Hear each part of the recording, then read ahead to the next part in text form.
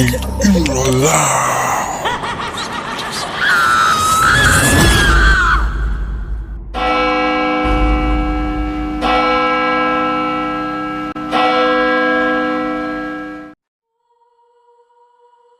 Mapagpalang araw sa inyong lahat. Nais ko sana kayong imbitahan na mag-like at mag-subscribe sa aking mga istorya. Simulan na natin. Ang istoryang ito ay hango sa tunay na buhay sa itatago nating pangalan na si Roble. Nang nakauwi na si Robles sa kanyang probinsya, ay agad naman itong sinalubong ng kanyang ama't ina. Ay agad naman itong nagmano sa kanyang ama't ina. Itay, inay, kamusta po kayo? Wika ni Roble. Hay nako anak, sabik na kaming makita ka. Wika ng kanyang ina. Siya nga po pala nay, marami pong pinadala si Tiyo. Pasensya na daw. Ang tiyo mo talaga, napakamalalahanin pa rin. Kabila ng layo at matatanda na kami, di pa rin siya nagbabago. Ang maluwalawang sambit ng kanyang ama. O siya, sige, tara na't makakain na tayo ng tanghalian. Lumipas ang mga araw, buwan at taon na pagtagumpayan ni Roble ang pagtatapos ng pag-aaral. Ngayon ay isa na siyang ganap na pulis. Makalipas ng 2 taon ay nagpakasal na siya sa kanyang kasintahan dahil pinagmamadali na siya ng kanyang mga magulang para makita ang kanyang magiging apo dahil tumatanda na rin sila. Maayos ang naging pamumuhay nito kasama ng kanyang magulang dahil pumayag din naman ang kanyang naging asawa. Palibasa, sabik sa lugar ng mga magulang, lumaki kasi ito na ulila na. Nang magdadalang tao na ang kanyang asawa, ay pinili niya laging maging pang-umaga sa kanyang duty. Dahil alam niyang delikado sa pagsapit ng gabi sa mga babaeng nagbubuntis. At dahil ninong nila ang superior nito, ay pumayag naman ito. O basta, bantayan mong mabuti ang magiging apo ko sa kung sakali. Wika ng kanyang superior. At isang gabi, may kakaibang nangyayari. May nakita silang kalabaw na nanginginaing sa hindi kalayuan ng kanilang bakuran. Sakto namang tapos ng anihan at iniisip nila na baka nakawala lang. At inayaan na lang, hindi naman mawawala iyon dahil tahimik naman ang kanilang lugar at kilala niya lahat ng mga tao na hindi gagawa ng masama. Makalipas ang ilang araw ay papalapit ang kalabaw sa kanilang bakuran at alos araw-araw nila itong napapansin. Ipinagsawalang bahala na lang nila ito dahil kalabaw lang naman iyon at kumakain lang ito ng damo. Isang umaga, nakaalis na si Roble sakay ng kanyang motorsiklo. May 2 dumaan na hindi taga roon at nagpaalam ito na makikiraan lang sa kanyang ama. Sumagot naman ito ang kanyang ama. Sige lang ho. At alos araw-araw nila itong ginagawa at laging sinisipat ang asawa ni Roble. 4 na buwan na buntis. Minsan, tinataon nila itong kagigising lang at kabubukas lang ng bintana nito. Hindi na kasi ginigising ni Roble ang kanyang asawa at hindi na nila pinapagawa ng mga gawaing bahay para maingatan ang dinadala nitong sanggol. At nahintakutan ang asawa nito nang napatingin siya sa isang lalaki na naglalaway nito. Napasigaw ang buntis at agad naman napatakbo ang ama ni Roble at nagtanong, "Bakit iha? Anong nangyari sa'yo?" Wika ng ama ni Roble. Yung mama pong dumaan kanina, masama pong nakatitig sa akin. Wika ni Ading. Sabay sipat sa mga taong nagdaraan. Asan iya? Sinipat-sipat din ito ng buntis at biglang nawala na ito at ibang tao na ang naroon. Tinitignan naman ni Mang Isme ang asawa ni Roble. Ayaan mo iya. Pagsasabihan ko yan pag nakita ko bukas. Ikalma mo lang ang iyong sarili. Baka mapano ka at ang apo kong dinadala mo. Halika kumain ka na. Baka malipasan ka ng gutom at mapasamayan sa apo ko. Wika ng ama ni Roble. Dali namang itong sumunod. Binati ni Ading ang kanyang nanay Sima ng magandang umaga. Tumawa lang ang nanay ni Roble. Dali-dali itong inaalalayan sa hapagkainan. O iha, kumain ka ng maraming prutas at gulay Wika ng ina ni Roble. Salamat po inang. Ang taba-taba ko na sa inyong pag-aalaga. Wika ni Ading. Nakung bata ka sino bang mag-aalaga sa'yo? Ganong kapamilya na kita. Wika ng ina ni Roble.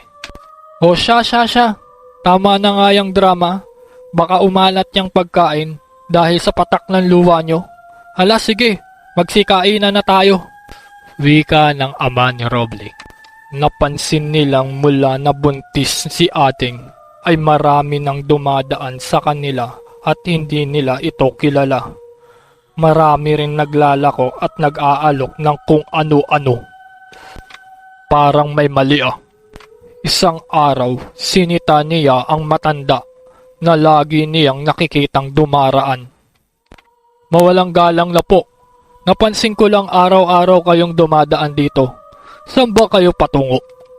Wika ng ama ni Roble. May inaalagaan at may binabantayan lang kaming pananim. Mga ilang buwan na lang, aanihin na namin. Wika ng matanda. Nagtataka lang ang ama ni Roble ay umuulang ito dahil nakakaramdam siya ng kakaibang amoy sa paligid na hindi niya mawari. At nakaramdam din siya ng pagkahilo. Kaya dali-dali niyang tinawag si Aling Sima na kasalukuyang nagpapakain ng mga alagang manok. Napatakbo namang lumapit si Ading sa taranta. Ang bango mo naman. Ingatan mo yan. Baka sa isang araw, bigla na lang mawala iyan. Wika ng matanda. Kinabahan si Ading dahil kakaiba talaga ang matanda. At napasigaw na lang ito. Inang! Inang! Tulungan niyo po ako! Dahil umiilab ang tiyan ko! At biglang hinimatay si Mang Ismi. Dali-dali namang lumapit si Aling Sima. Nako, Diyos ko po! Anong nangyayari sa inyong dalawa? At napatingin si Aling Sima sa matanda at nagwikang, Ingat kayo! Sabay ngisi at umalis lang ito. Sa trabaho, kinakabahan si Roble at hindi niya ito mawari. Ano ba itong nararamdaman ko? At nagpaalam siya sa kanyang ninong na superior upang mag-undertime at pumayag naman ito. At dali-dali siyang pumunta kung saan nakaparada ang kanyang motorsiklo. May napansin siyang pamilyar ang muka na nakatingin sa kanyang direksyon. Pero hindi niya maalala ito. Sinipat niya ito muli ay biglang nawala sa paningin niya. Napailing na lang siya at sinabi niya sa sarili niya, tumatanda na ako. Bakit kaya hindi ko maalala ang pamilyar na mukha na yun? Tanong niya sa kanyang sarili. Wika ni Roble. Mabilis siyang nakarating at nagtaka siya kung bakit ang daming tao. Dali-dali siyang bumaba ng motorsiklo upang alamin ang nangyari sa kanila. Inang, anong nangyari? pag-aalalang tanong niya sa kanyang ina. Ang tatay mo, hinimatay kanina at si ading sumakit ang tiyan. Dali-dali siyang pumasok at hindi niya nakahubad ang kanyang sapatos. Tinungo niya agad ang kanyang asawa. Nadatnan niya ito na nakahiga sa kama. Oh, ano masakit sa'yo? Dalhin na lang kita sa ospital. Okay lang ako, mahal. Gusto ko lang sanang magpakonsulta sa manggagamot. O sige, diyan ka lang. At susunduin ko si Mang Tinong. Agad naman pinatakbo ng mabilis ang motorsiklo para makarating agad sa bahay ng manggagamot sa kabilang baryo. Nakarating naman ito ng mabilis at habang bumababa ay sinisigaw nito ang pangalan ni Mang Tinong. Bakit? Anong nangyari sa'yo? At humahangos ka, bata ka? Wika ni Mang Tinong. Kailangan po kita. Tulungan niyo po ako. Wika ni Roble. Hinawakan siya ni Mang Tinong. Huminahon ka. Alam ko kung anong pinunta mo rito. Hintayin mo ako sandali at kukunin ko lang ang mga gamit ko. Wika ni Mang Tinong. Makaraan ng ilang sandali ay pinasakay na niya ang matanda at binigay niya ang kanyang helmet. Di bali naman siya dahil kaya naman niya ang kanyang sarili. Matapos ang 2 oras na mabilis na pagtatakbo, nakarating na sila sa kanyang bahay. Ikaw talaga, Roble, oh. Ang bilis mo magpatakbo. Hinay-hinay ka lang sa susunod. Pangaral nito habang tinatanggal ang helmet. Pasensya na ho kayo. Wika ni Roble. Pagsipat ni Mang Tinong sa puno. Humanda ka, iho. May kakaibang nilalang na nakamasid. Diyan ka lang. At binato niya ito ng tigalbo. At nawala ang presensya nito. Dali-dali naman pumasok sa loob ng bahay ang 2. Nadatnan nilang nakatulala ang tatay nito. Nako, mga elementong ito. Walang patawad. Sige, iyo. Lumayo ka muna ng konti. At mag-uusal lang ako ng dasal. Bumalik na ang wisyo ng kanyang ama at humingi ito ng tubig dahil pagod na pagod daw siya sa paglalakad nito. Nako, pinaglalaroan ng aswang ang iyong ama. Sandali lang at gagawang ko siya ng pangontra. At sunod namang pinuntahan si Ading at napamura ang manggagamot. Iha! Nilagyan ka ng narka ng aswang. Tumanikod ka at tiisin mo ang sakit. Hinawakan naman ito ni Roble at awang-awa ito sa bawat panghoy nito sa hangin. Nang matapos ang gamutan, binigyan sila ng patakot-takot na pangontra.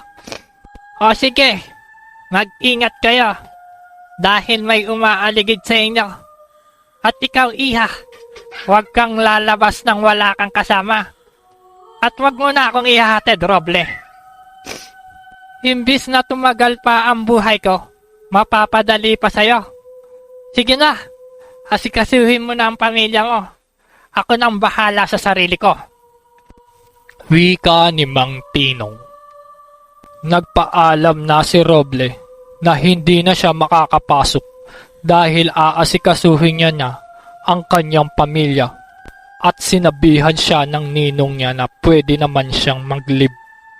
At inayos niya ang dapat ayusin para makapag-leave sa trabaho.